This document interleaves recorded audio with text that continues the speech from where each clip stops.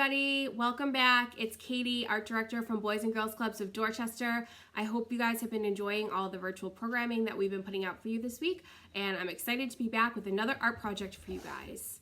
Earlier this week, we talked about how community can mean everything in times like these. We created a piece of artwork that represents how communities come together to support one another in times of need. Today, we're going to continue to talk about the idea of community, and we're going to create our own colorful villages that represent our own communities that we come from. Before we get started, I want you guys to all think about words that would describe your community. Personally, thinking about my community, I would describe it as colorful, diverse, tight-knit, and supportive. How can you guys use visual elements in your art to represent all of the ways that you just described your community? For example, I use a lot of different colors in my art to represent how colorful I feel like my community is. I also use a lot of different details, shapes, patterns, and lines. All of my houses are different, right? That helps to show how diverse my community is. Tight-knit would be all of them so close together, right? I don't have that much space between my house. And to represent how my community has been supportive in times of need, I included the message on the bottom that says, "It takes a village." It's time for you to start creating your own piece of art. Before we start creating, we need to find all of our materials. First, I need you guys to all go find something that you can cover your countertops with so that you don't make a mess. I'm just using an old piece of paper that I've been saving. You can use a piece of newspaper or a piece of cardboard as well. Then you're going to need to find a piece of paper to work on. I'm just using a plain white piece of paper, but if you don't have white paper at home, you can also use colored construction paper or also a piece of cardboard. Once you have your art mat and your paper, you're going to need to find a Sharpie or a black pen or a blue pen. You're going to need to find a pack of crayons. And then we're also going to use watercolor paint for this project. If you don't have watercolor paint at home, that's okay. I'm going to show you guys later in the video how to make your own watercolor paint at home. Or you could also use the magic marker watercolor technique that we learned in the previous video. It's time to start drawing your village. I'm going to draw houses. You can draw houses or you can draw buildings. I'm going to draw houses. I'm going to start by just drawing a square on my paper. That is going to be the initial shape of my first house. On top of the square, I'm going to draw a triangle. I've now drawn a basic two-dimensional house. To make this house three-dimensional, you just want to add two slanted lines coming off the side of your house, just like that. And then a straight line closing that off. You can create a buddy line, meaning a line that follows the initial line you drew above to finish off the roof. Now you have a three-dimensional house. So all of your paper, you're going to create a variation of two-dimensional and three-dimensional houses. They can all have different shapes. They can all be kind of funky. They don't have to be completely correct like you would see a house in real life. And you want to add a lot of different details to create a really vibrant artwork.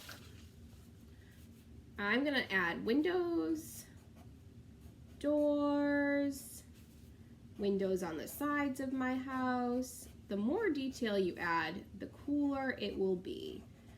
You want to add some details on your roofs.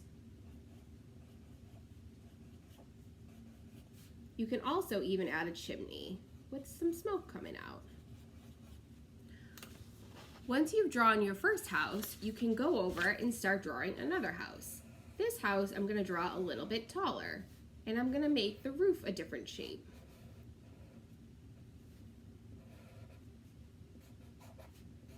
Then I'm going to go ahead and add my windows and a door. Keep in mind that windows and doors don't have to just be rectangles. They can be circles, they can be half circles, they can be U-shapes, they can be triangles, they can be any shape that you want them to be.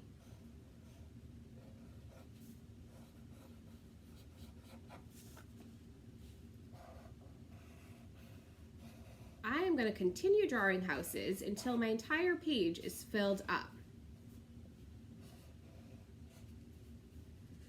I'm just going to start with the basic shape of the house, and I'll go back and add details later.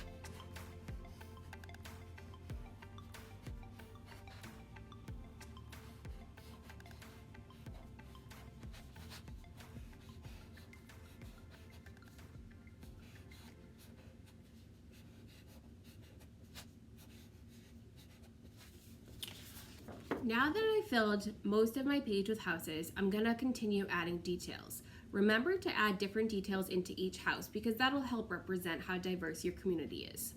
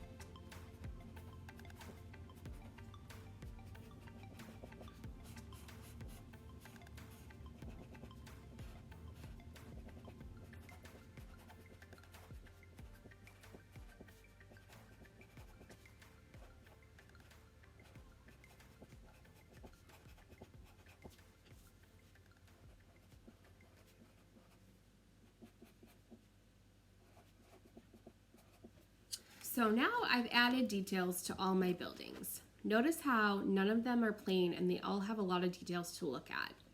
Now I'm going to fill in my empty space with a little bit more detail. I'm going to add some chimneys to houses that don't already have them, and I might even add some hearts or clouds in the background.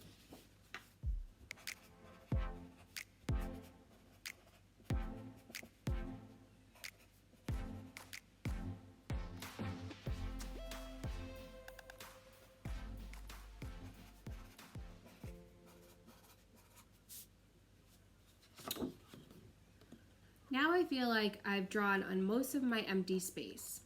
Now that I'm done drawing, I'm gonna go and start with some color. For this part, you're gonna need your crayons.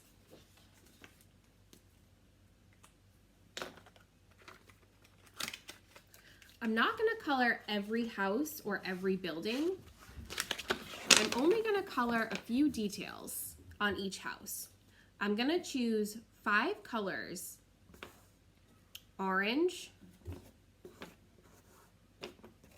green, pink, laser lemon, and scarlet. I'm gonna start one color at a time. I'm gonna take my laser lemon and I'm gonna choose 6 or 7 different things to color in. Make sure you spread out across your page so that all your yellows aren't right next to each other.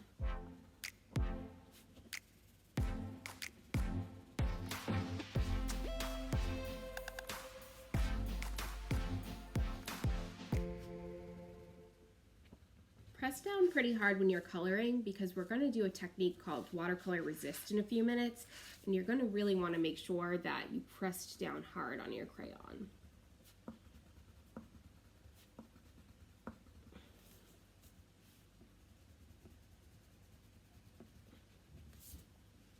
Once you finish coloring 6 or 7 things with your yellow, move on to your next color.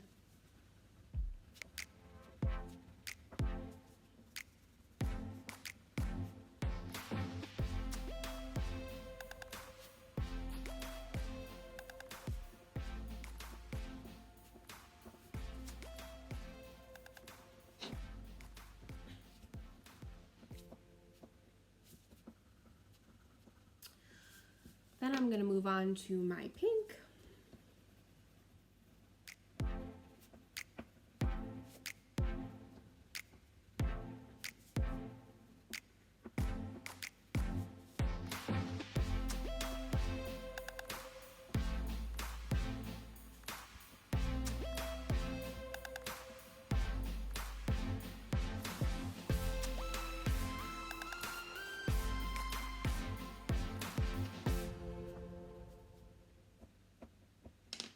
And then I'm going to move on to my green.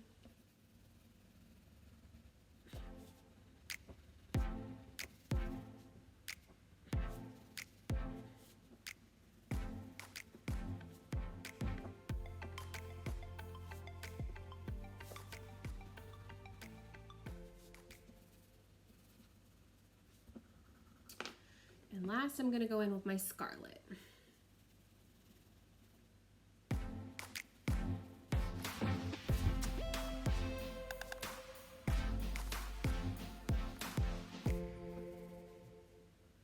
Make sure every house has a little bit of color on it.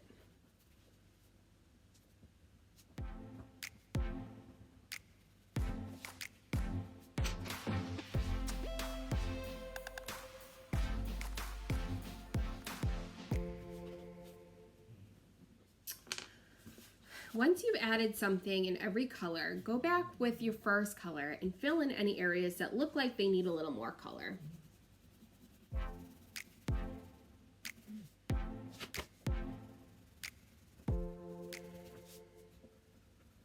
And then go back in with one of your other colors.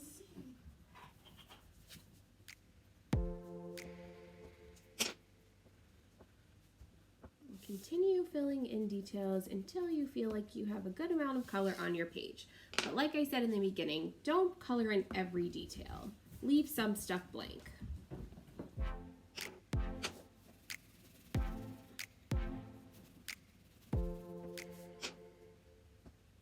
Perfect. Now I feel like I'm ready to move on to the next step.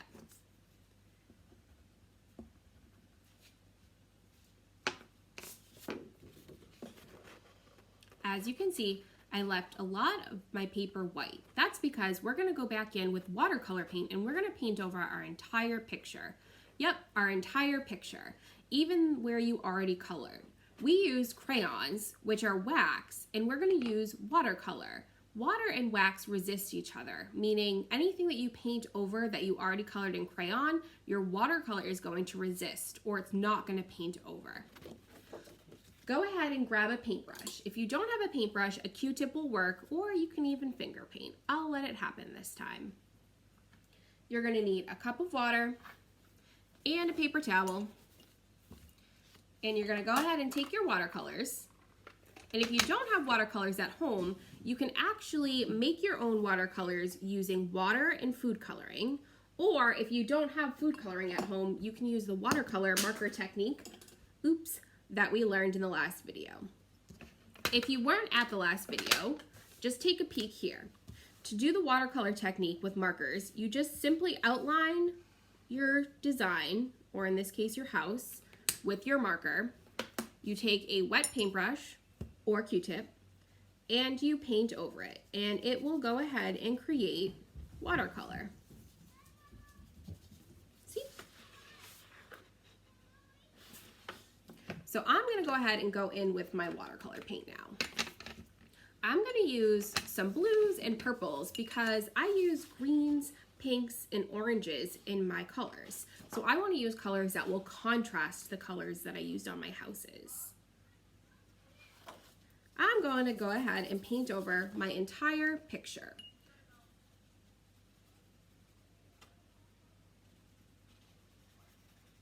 Don't be afraid to paint over areas that you already colored, because like we said before, your crayon is going to resist your watercolor.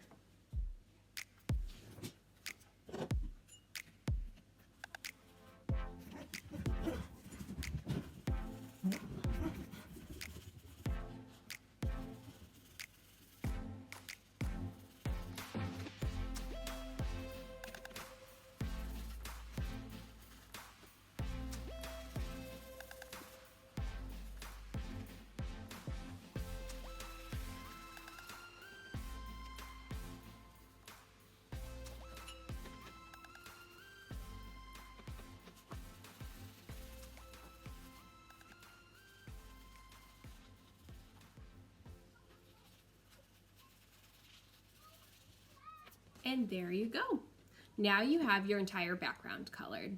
Once this dries, you can go ahead and add a saying on top, one that might help represent part of your community. For example, I'm writing "It takes a village," but if you just want to write your city's name, you can do that as well. I hope you all had a great time creating with me, and I hope you'll join me again next week. Remember to send a picture of your artwork in so that we can share it with the rest of the Boys and Girls Clubs of Dorchester community. Have a great rest of your week.